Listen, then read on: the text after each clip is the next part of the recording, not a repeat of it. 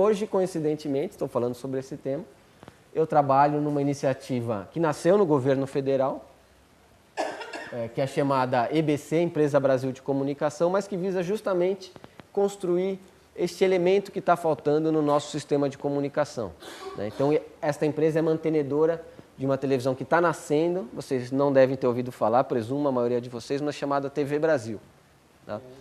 Que ela busca ser o embrião desse sistema público de comunicação nacional, que tem uma série de características, né? Entre elas, a valorização das culturas regionais. Canal 59. A nossa é 62. É?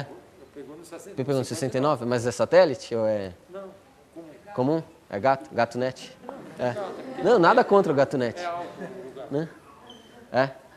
E que visa, entre outras características, garantir a diversidade regional dos nossos meios de comunicação. Algo que nos incomodava também, que motivou a gente a construir essa organização, foi o fato da nossa comunicação, das nossas emissoras de televisão, serem exclusivamente feitas no eixo Rio-São Paulo, né? Tem um professor lá da PUC, colega meu, que diz que a televisão brasileira é feita por homens brancos ricos do eixo Rio-São Paulo, né? É a síntese que ele nos trouxe, que eu acho que é bastante pertinente. Então, nos incomodava, por exemplo, quando uma novela vai retratar o Nordeste, chamarem um fonoaudiólogo para ensinar atores cariocas e paulistas a imitarem o sotaque nordestino, como se houvesse um sotaque único nordestino, né? Como se o sotaque da Bahia não fosse diferente do sotaque de Recife, que não fosse diferente do sotaque do Maranhão, né? Nos incomodava também que todos eles lá vissem o que nós produzimos e nós não tivéssemos acesso absolutamente a nada do que eles produzem por lá, né? Então, uma das características desse sistema público que estamos tentando construir a duras penas é fazer com que o Brasil, de fato, assista o Brasil na tela de televisão, né? Então, que nós aqui possamos ver um programa produzido no Sul, possamos ver um programa produzido no Acre, possamos ver um programa produzido em Cuiabá, no Mato Grosso, né? E que a televisão seja o conjunto desses diferentes recortes, desses diferentes perfis que nós temos hoje no Brasil. Atuamos também, por exemplo, tentando combater este mal crônico que é a posse dos políticos, que é o fato das emissoras de televisão e de rádio, muitas delas serem de propriedade dos nossos políticos, muitos deles oligarcas históricos nos seus estados. O Sarney é um caso clássico, né? Ele domina absolutamente tudo no Maranhão. O ACM, falecido, mas a sua família herdou, né? Domina absolutamente todos os meios de comunicação na Bahia. Ele é dono da afiliada da Globo local, ele é dono das duas principais emissoras de rádio, ele é dono do principal jornal, ele evidentemente, governou o estado por sei lá quantos anos e fechou a torneira da publicidade governamental para todos os seus concorrentes, ou seja, matou todos os seus concorrentes, né? Temos outros casos clássicos, temos a família Sirotsky no Sul, né? Temos a família Maggi no Mato Grosso, temos o Jader Barbalho no Pará e outros exemplos que nós temos. A família Gereissati, que é um senador hoje pelo PSDB, lá no Ceará, né? Então, enfim, essa é uma característica muito forte da comunicação brasileira e a gente atua, apesar da nossa Constituição dizer que parlamentar não pode ser proprietário de meio de comunicação, eles mantêm esse controle e a gente busca, a duras penas, tentar reduzir essa influência deles nos meios de comunicação, né? E mais recentemente, nós passamos a nos debruçar sobre aquilo que o mundo inteiro está de olho, que é essa expansão bastante vigorosa das telecomunicações, né? O que são as telecomunicações? Telecomunicações começou com o telégrafo, né? No começo do século passado, né? Primeiro o telégrafo com fio, depois o telégrafo sem fio, né? Avançou para a telefonia fixa, o nosso telefone tradicional, e nos últimos 30 anos vem avançando para este universo que a gente chama de convergência tecnológica, né? Então veio a telefonia móvel no final da década, meio da década de 90, né? Televisão por assinatura um pouco antes, que aí tem várias modalidades, né? Tem cabo, tem satélite, tem o MMDS, que é por ar, mas não é o satélite, né? E depois veio a nossa famosa e gloriosa internet, né? que é algo que, quando ela surgiu, né, no começo da década de 80, a internet foi uma iniciativa, pouca gente sabe, mas uma iniciativa liderada pelos Estados Unidos e pelo Ministério de Defesa norte-americano, né? Era uma iniciativa militar e ela surgiu no meio da Guerra Fria, né?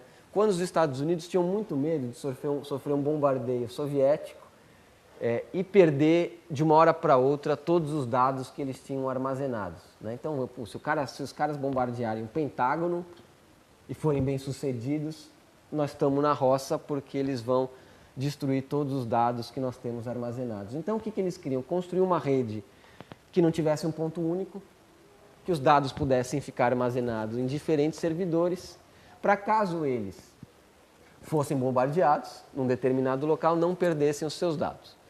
Mas, enfim, a Guerra Fria acabou se dissolvendo, né?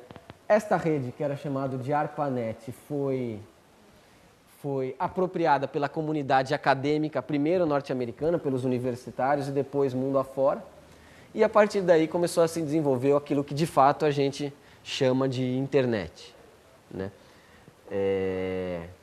Mas enfim, quando a internet surgiu com esse caráter que nós conhecemos hoje, todos aqueles que trabalhavam com aquilo que nós trabalhamos diziam que nós estávamos feitos, que não precisavam mais nos preocupar com essa história de democratização da comunicação, parar de nos preocupar com rádio e televisão, que eram velhas mídias, porque agora todo mundo vai ter o seu computador, todo mundo vai estar conectado, todo mundo vai poder produzir conteúdo, todo mundo vai poder difundir conteúdo e pronto. Democracia maior do que essa não seria possível. E de fato nós falávamos, vocês têm razão, né? A internet é um instrumento absolutamente sensacional. Agora, nós precisamos ver para onde ela vai e quem vai ter acesso a esse negócio. E lá atrás já estava começando a ficar claro que quem ia ter acesso prioritário a essa nova rede de comunicação eram as elites locais, as classes sociais mais favorecidas, né? Então, hoje, por exemplo, nós temos, embora boa parte de nós aqui tenhamos acesso à internet, mas hoje só 20% da população brasileira tem acesso à internet. Desses 20%, 12%, ou seja, 60% desses 20% ainda tem acesso à internet via o telefone fixo, aquela linha de escada, né? Que você, além de ser muito lenta, está preocupado quanto vai pagar no final do mês, né? Mais da metade dos municípios brasileiros, né, são 5.000 e cacetadas municípios, não tem acesso à internet, né? E mesmo entre os que têm acesso, o acesso é absolutamente desigual. E essa é uma preocupação que a gente só se deu conta de 2 ou 3 anos para cá. Porque antes o que nós pensávamos? Bom, bota lá um computador, bota linha de escada, está feito. E nós começamos a ver que cada vez mais os aplicativos, os mais jovens certamente vão entender o que eu estou falando, né? Os aplicativos hoje são cada vez mais pesados. Antes a internet era só texto, hoje ela é quase só vídeo. Você precisa de uma capacidade de tráfego maior, né? E que os diferentes tipos de acesso faziam com que as pessoas tivessem acessos desiguais a este novo instrumento democratizante. Então, se a elite nos jardins tem acesso rápido, 10 megabits por segundo, acesso rápido, residencial, ou seja, em casa, em computadores com capacidade de processamento rápido, 24 horas por dia, se o filho da elite pode estudar, trabalhar, brincar 24 horas por dia com uma baita da conexão, o filho do pobre não. O filho do pobre tem que pagar a lan house, que fecha de noite. Oi? Ou telecentro. Que telecentro ainda tem uma série de outras questões, que é uma série de usos não são permitidos, que no nosso ponto de vista é absolutamente equivocado, é uma política equivocada.